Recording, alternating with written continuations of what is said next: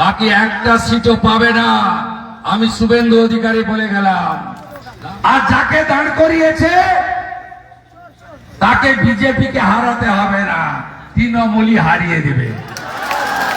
সবচেয়ে বদমাইশ এই মুখ্যমন্ত্রীটা, যেটাকে আমি আগে হারিয়েছি আবার হারাবো।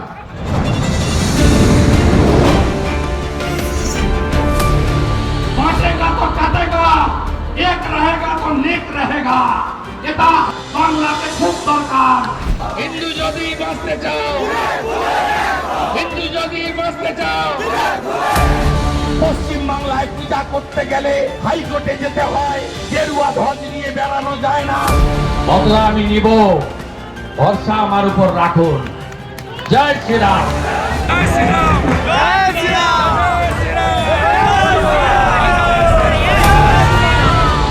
৬৫ ভাগ হিন্দুকে এক করেছিলাম।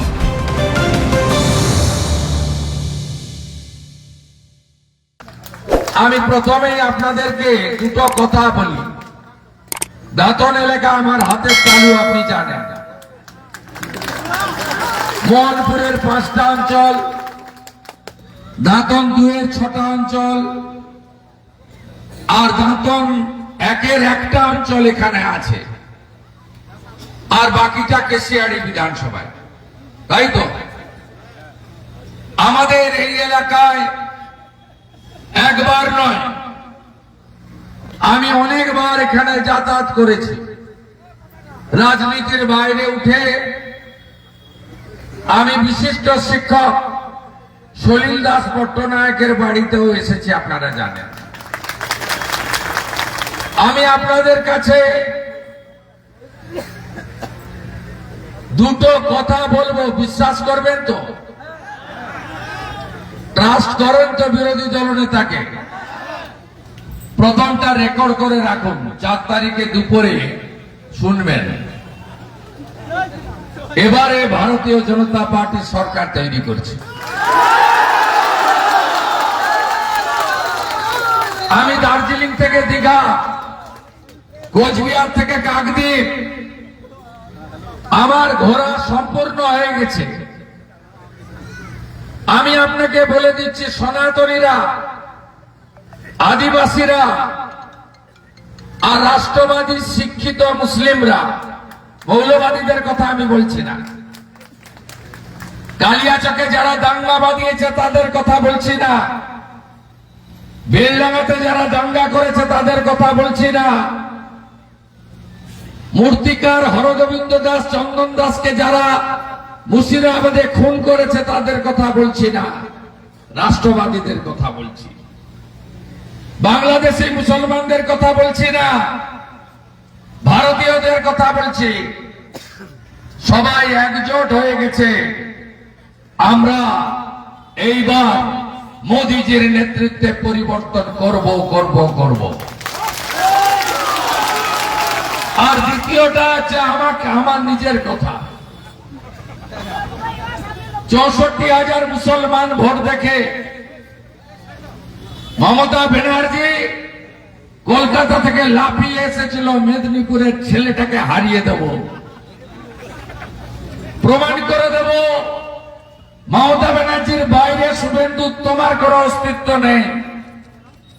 এসেছিলেন হেলিকপ্টারে করে, আর বাড়ি পাঠিয়ে দিয়েছি আমি টাটা বাই বাই করে 2021 সালে নন্দীগ্রামে। উনি আমাকে হারাতে এসে নিজে হেরে গেছেন। আর এবারে নরেন্দ্র মোদীজি, নীতিন নবীনজি, অমিত শাহজি বলেছে, গতকাল অমিতজি বলেছে, আপনারা দেখেছেন, যে তোমার বাড়িতে এসে তোমাকে আমরা হারাবো, ভবানীপুরে আমি ওনাকে হারাবো। কিন্তু দাঁতন আপনারা দেবেন তো? এই অবিভক্ত মেদিনীপুর ও প্রশাসনিক ভাবে ভাগ করেছে তো বয়ে গেছে, মনে, আত্মায়, হৃদয়ে, মানসিকতায়, কথাবার্তা, সামাজিক ধর্মীয় আচরণে, খাদ্যাভ্যাসে পান্তা মুড়ি খাওয়া লোক আমরা, গায়ের লোক। এবারে 35টা আসন, লোকসভাতে লিড ছিল 19টা, এবারে একটা দুটা হয়তো পাবে, তাও পাবে কিনা জানি না। আমরা মোদিজিকে 30-এর উপরে আসন দেব অবিভক্ত মেদিনীপুর জেলাতে। আপনারা আরে কাউন্টিং তো হবে।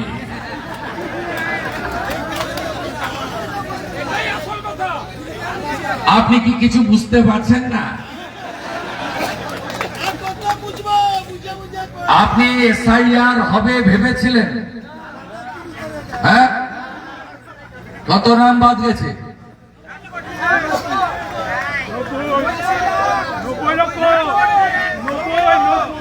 ব্রেকফাস্টে 58, লাঞ্চে 7, বিকালে চায়ে গেছে আরো 20। আপনি কখনো ভেবেছিলেন, আপনি কখনো ভেবেছিলেন যে এসআইআর হবে, মমতা ব্যানার্জির হয়ে ভোট চুরি যারা করে তাদের নাম বাদ যাবে?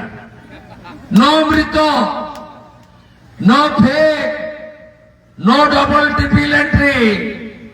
তাই বাবু এবারে নতুন কিছু হচ্ছে তো? আপনি কি লক্ষ্য করছেন তৃণমূলের গুন্ডাদের ভাষা পরিবর্তন হয়েছে? লক্ষ্য করছেন? আরো কয়েকদিন যেতে দেন, আপনাদের সঙ্গে সম্পর্ক ওরা বাড়াবে। 4 তারিখের পরে আপনাদের সঙ্গে থাকতে হবে।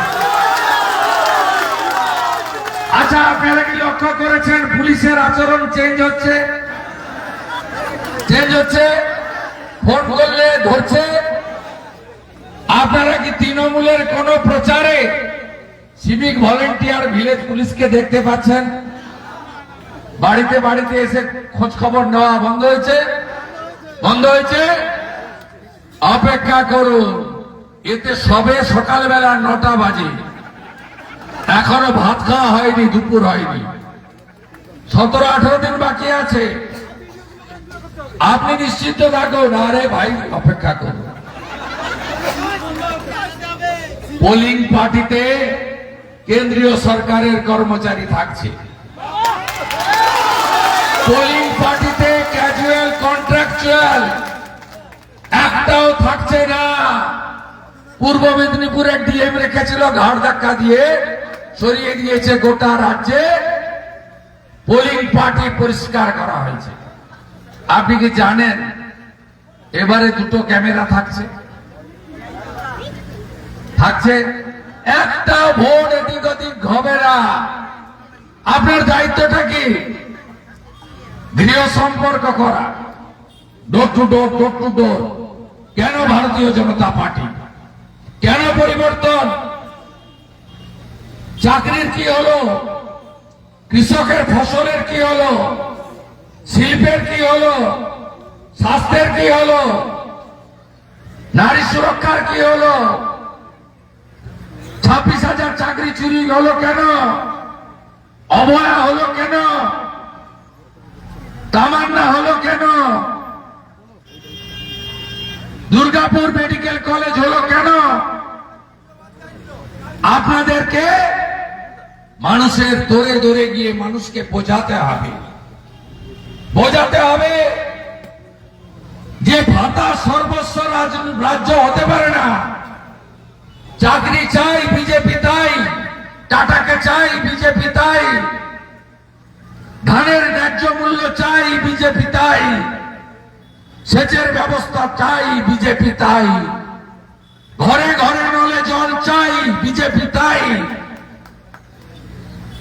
তাই আপনাদেরকে গৃহ সম্পর্ক বাড়াতে হবে। নরেন্দ্র মোদীজি ব্রিগেডের সভাতে ধরে ধরে বলেছেন যে পশ্চিমবঙ্গে কিভাবে এই সরকার কেন্দ্রীয় প্রজেক্ট চালু করতে দিচ্ছে না। আয়ুষ্মান ভারত চান, হ্যাঁ কিনা বলুন তো? 3টা রাজ্যে আয়ুষ্মান ভারত চালু করতে দিয়েছিল না। একটা উড়িষ্যা, নবীন বাবু আয়ুষ্মান ভারত চালু করতে যায়নি। 24-এ লোকসভার সঙ্গে বিধানসভার ভোট হয়েছে। উড়িষ্যা তো পায়ে বাটো কাছে, ওখানে পদ্ম ফুল ফুটে গেছে, হ্যাঁ কি না বলুন?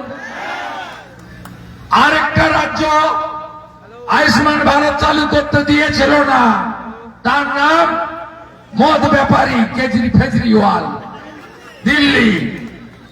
27 বছর পরে দিল্লিতে পদ্ম ফুল ফুটেছে, সেখানেও আয়ুষ্মান ভারত চালু হয়েছে। সেখানে তো দিদি রেখা গুপ্ত 5 লাখ নয়, মোদিজির 5 লাখ আর দিল্লি সরকারের 5 লাখ, 10 লাখের আয়ুষ্মান ভারত করে দিয়েছে। আর একমাত্র বাকি আছে পশ্চিমবঙ্গ। আরে ভাইপো তো হবে, সবচেয়ে বদমাইশ এই মুখ্যমন্ত্রীটা, যেটাকে আমি আগে হারিয়েছি আবার হারাবো। সব মূলের এটা আসল পার্থকেষ্ট চুনোপুটি সব খেয়েছে, এটাই কারণ। ভাই আসল জায়গা ধরো।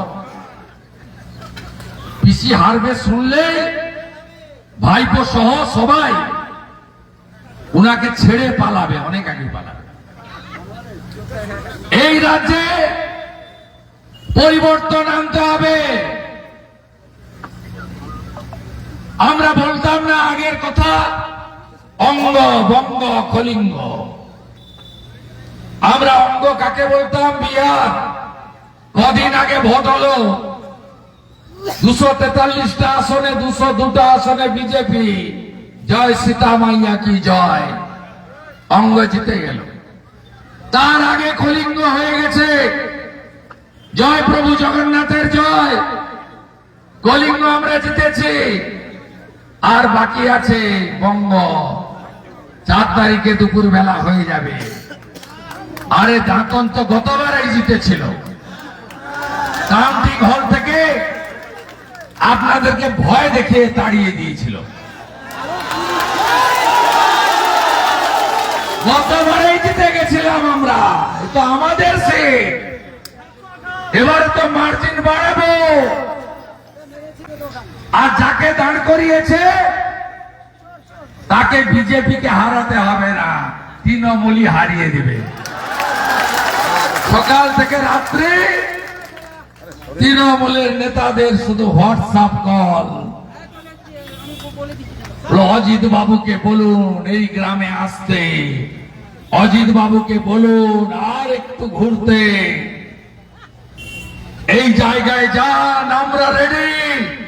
আপনারা শুধু ভোট ধরে রাখুন, আমরা একে সাফ করে দেব। এ টাকা দিয়ে টিকিট কিনে নিয়ে এসছে আইপ্যাড কে দিয়ে।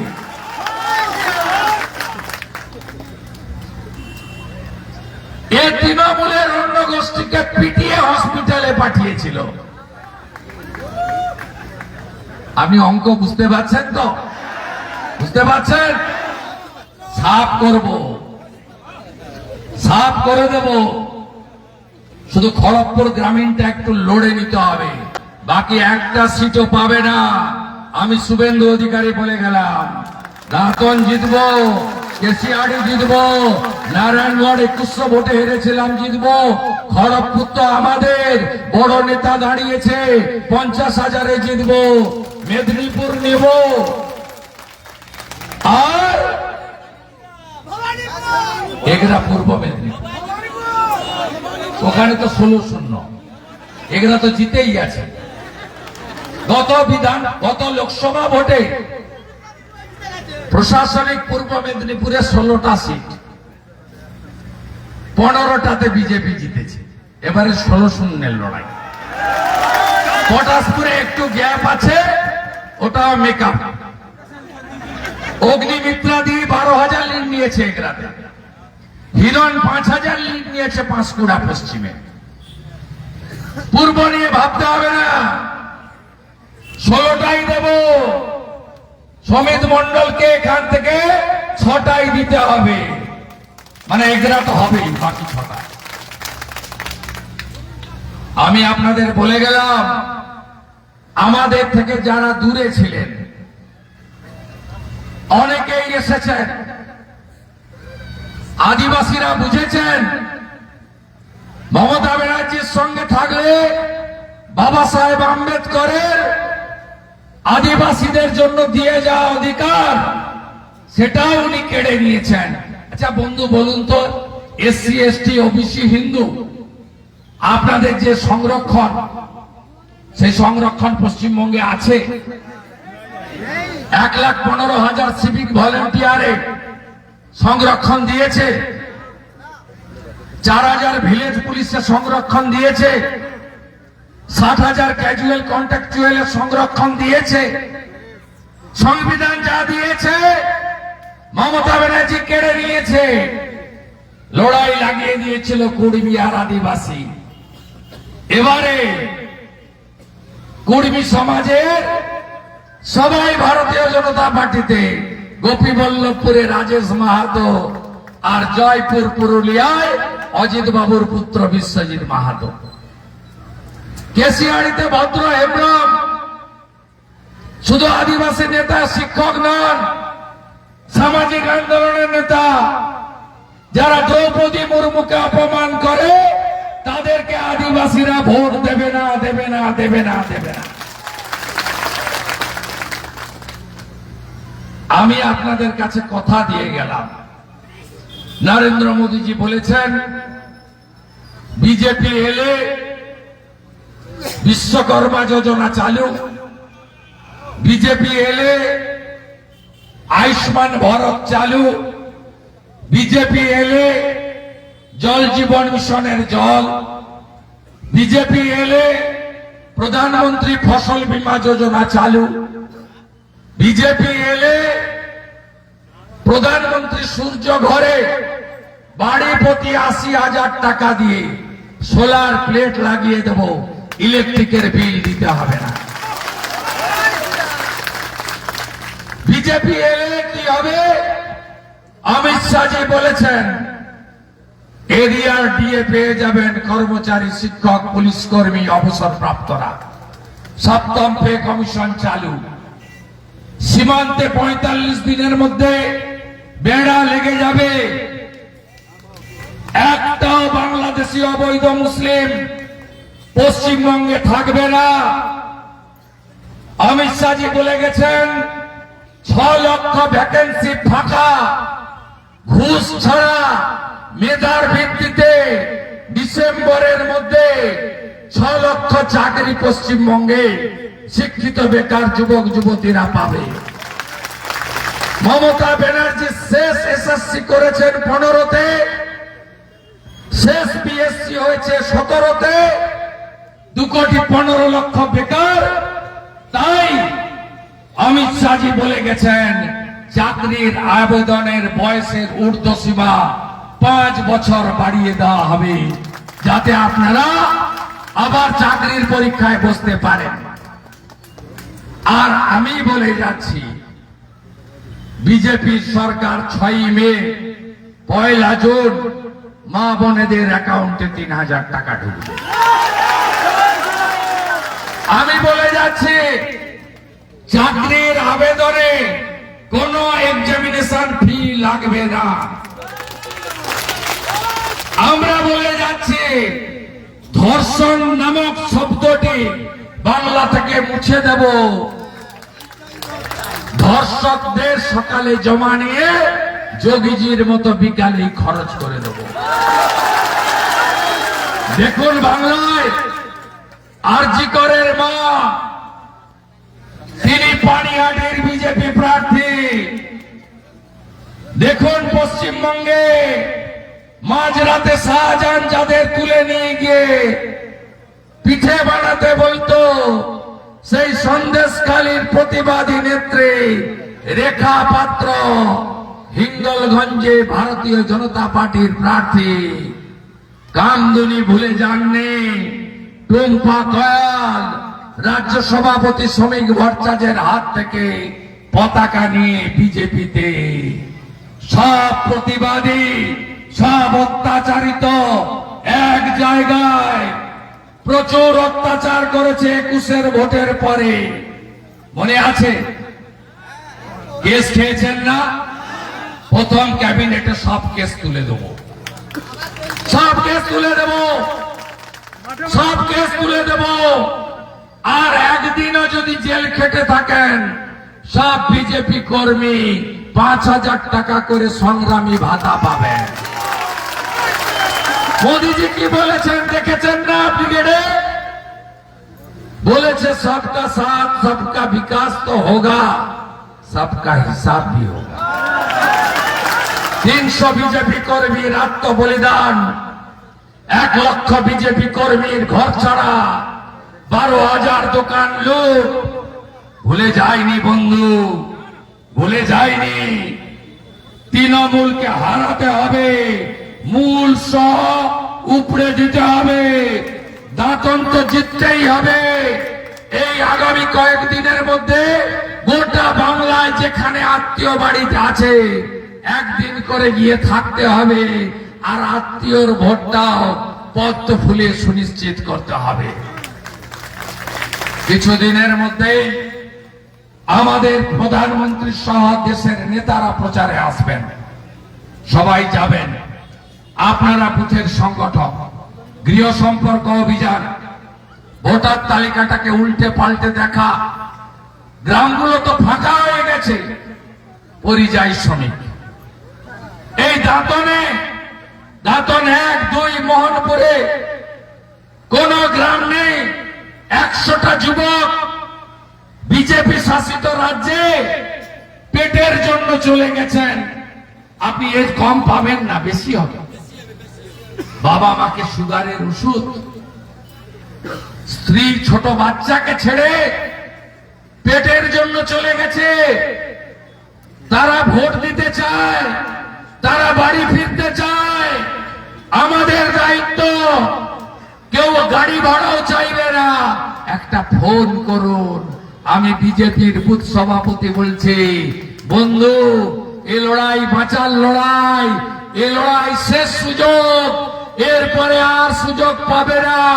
স্টেশন থেকে ট্রেন ছেড়ে যাবে, বাংলাকে বাঁচাতে হবে, বাংলার গৌরব ফেরাতে হবে, যুবকদেরকে বাঁচাতে হবে, মা দিদি বোন কন্যাদের সুরক্ষা দিতে হবে, জিহাদি মুক্ত বাংলা করতে হবে। তাই আসুন ভোট দিতে। আপনার ফোনের অপেক্ষায় মুম্বাইতে, পুনেতে, সুরাটে, বাঙ্গালোরে, লখনৌতে, নওডাতে, গাজিয়াবাদে, বালেশ্বরে, কটকে, ভুবনেশ্বরে, ভদ্রকে, হায়দ্রাবাদে অপেক্ষা করে আছে। আমার বন্ধুটা, তাদেরকে আবেদন করুন, 23 তারিখ সকাল সকাল ভোট দিন, পদ্ম ফুলে ভোট দিন। আগে ভোটদান, পরে জলপান। আর গোলমাল করলে মন্ডল সভাপতিকে বলবেন, আমাকে জানাবে। 1 ঘন্টার মধ্যে সোজা করার দায়িত্ব আমাদের। যদি 30 মিনিট ক্যামেরা বন্ধ থাকে, ইলেকশন কমিশন পরের দিন আবার পুনর্নির্বাচন করবে।